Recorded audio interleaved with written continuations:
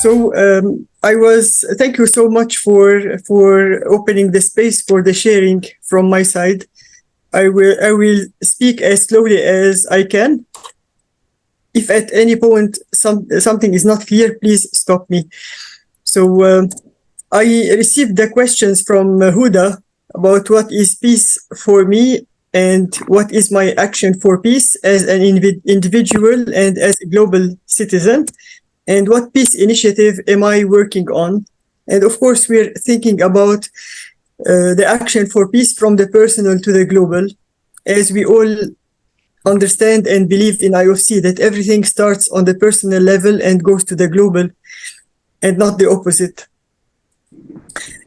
So in order to understand the questions and to know in which context I live, I would like to share with you the context in Lebanon in a very summarized way.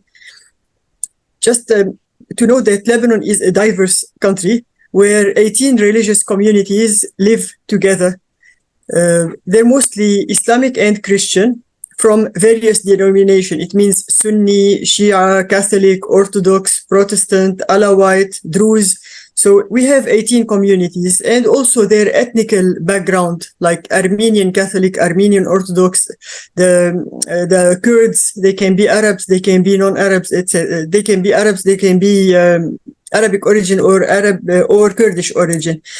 Anyways, so we have a unique political system that is built on balance of power, the distribution between the Christians and the Muslims. Maybe this is the only Arab country where the president of the republic is always Christian, while the president of the parliament is always Shia Muslim, and the head of the cabinet is always Sunni Muslim, and the vice president of cabinet and of the parliament are always Christian Orthodox.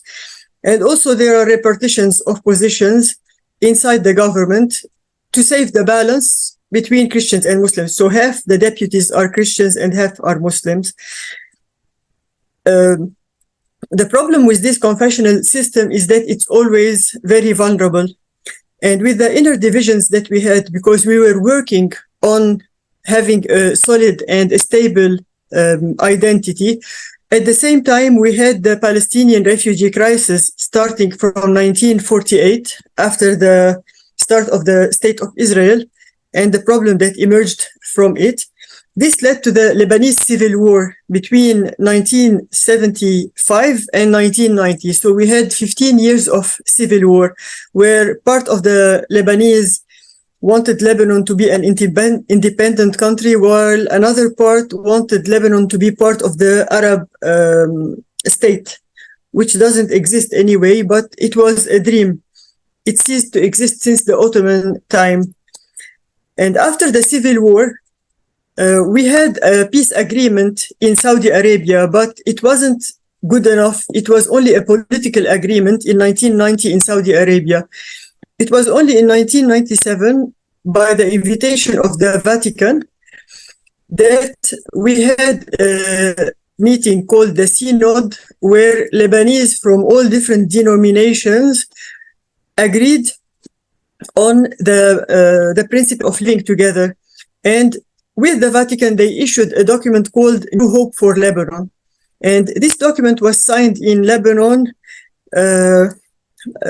during the visit of Pope John Paul II. So this document encourages the Lebanese to work on the purification of memory by remembering the incidents of the civil war and acknowledging the mutual hurt that was done between the Lebanese communities, both physically and morally, and sharing forgiveness. Lots of initiatives for peace emerged from this New Hope for Lebanon after it was signed by Pope John Paul II and the Lebanese during his visit to Lebanon in 1997. And in this year, he declared that Lebanon is not only a country, it's more than a country, it is a message of coexistence.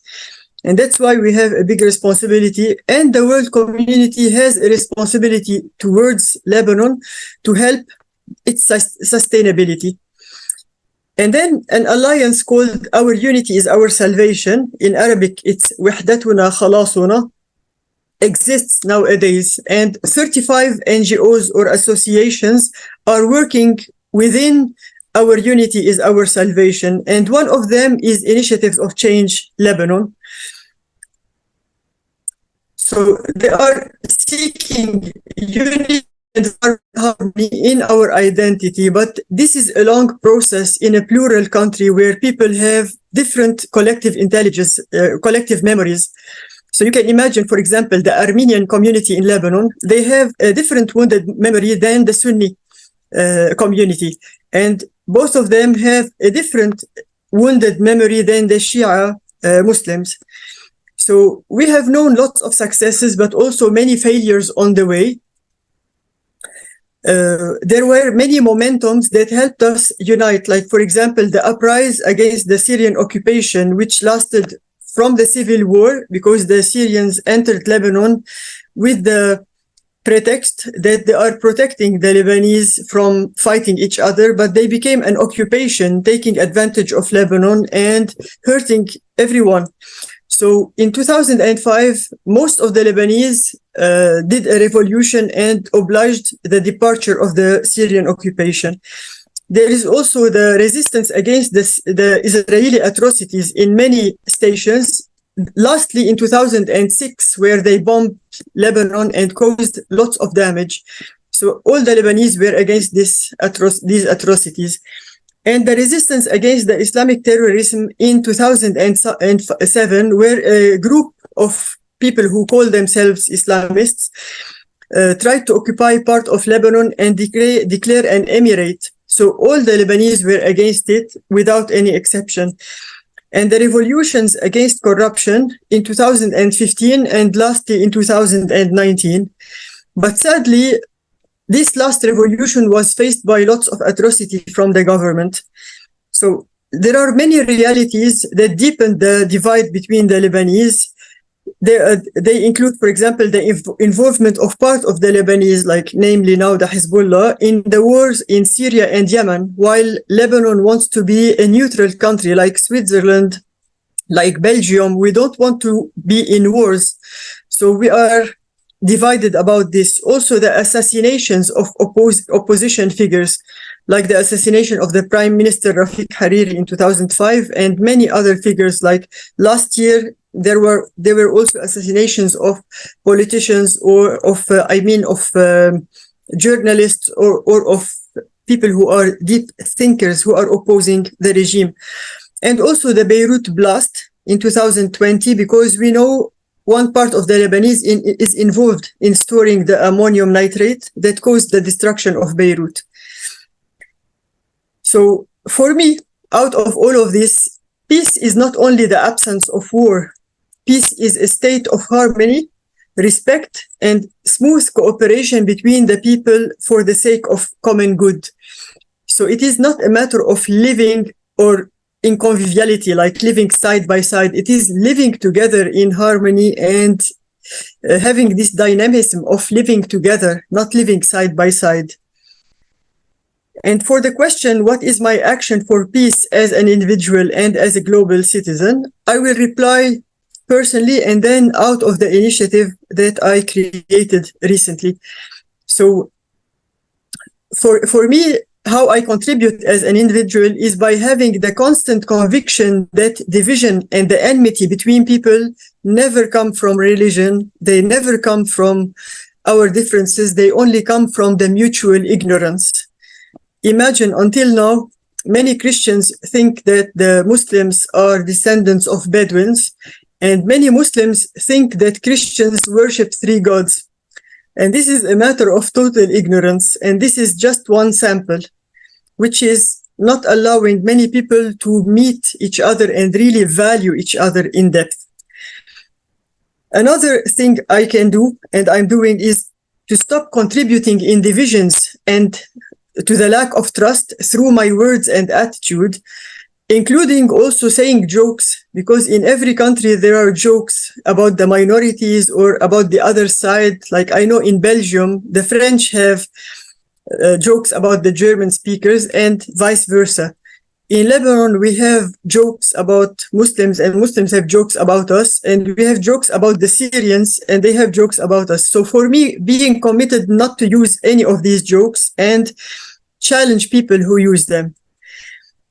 Also, my commitment is to enlarge my circle of friends to include people from other communities than mine, while preserving unity within my own community, because many people, they become opposition, or they say we are thinking outside of the box.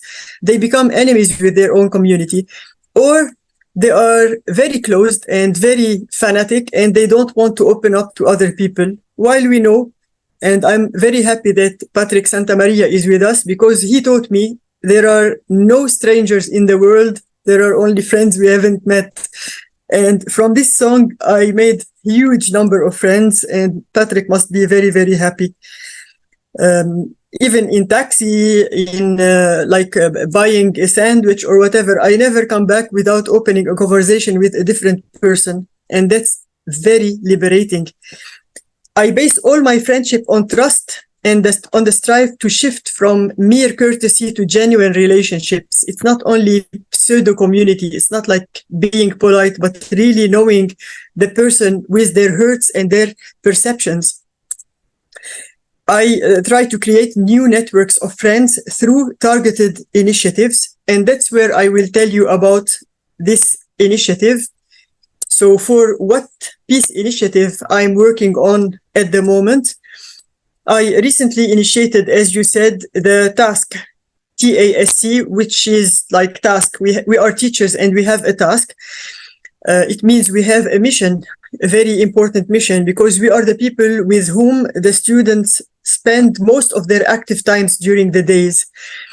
And otherwise, they're either sleeping or playing in front of a screen or whatever. They're not really with their parents. We are becoming more the parents now. So the aim is to empower teachers to become civic agents that contribute to trust building and reconciliation, no matter what is the subject they teach. So we train the teachers to become these kinds of agents and use all of their subject matters to promote reconciliation and trust building. So the motto is we are teachers. It means educators in the larger sense. And we have a great task, K or C. It's just in the sound, it's the same. So why teachers? Because we know that teachers in Lebanon are very close to their students. Many of them are viewed as references in values building, and people and the students pass, as I said, most of their active times of the days with them. And because all the teachers of Lebanon are part of this society, so for most of us, if not all, each one of us has someone who was killed or kidnapped or wounded during the war. And we, by healing ourselves and revisiting the past in a sane way, we help our students and their families to do the same. So the three dimensions of TASC's work are the intrapersonal, which is the healing of the wounds of the past, and the interpersonal through trust building. And these two components, they work through the story sharing that we use a lot in initiatives of change through the human library. And then they are able to go social, like create short educational movies together, or co-organize conferences, or create social games like we are doing now. And the approaches are, as I said, trust circles. They are the soft skills training, like training on active citizenship, on arts of communication, on conflict resolution and mediation. There's also the training on the pedagogy of integration, where they get to know how to use all the subject matters and the school activities to serve reconciliation and trust building. And finally, community service, which is the community involvement of teachers. Like recently, we created a game, a board game that is like Monopoly, but it's totally the opposite.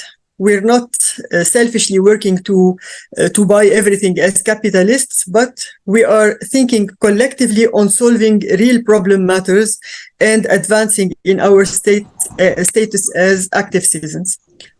So this is it from my side. I hope I did the time given to me. Thank you.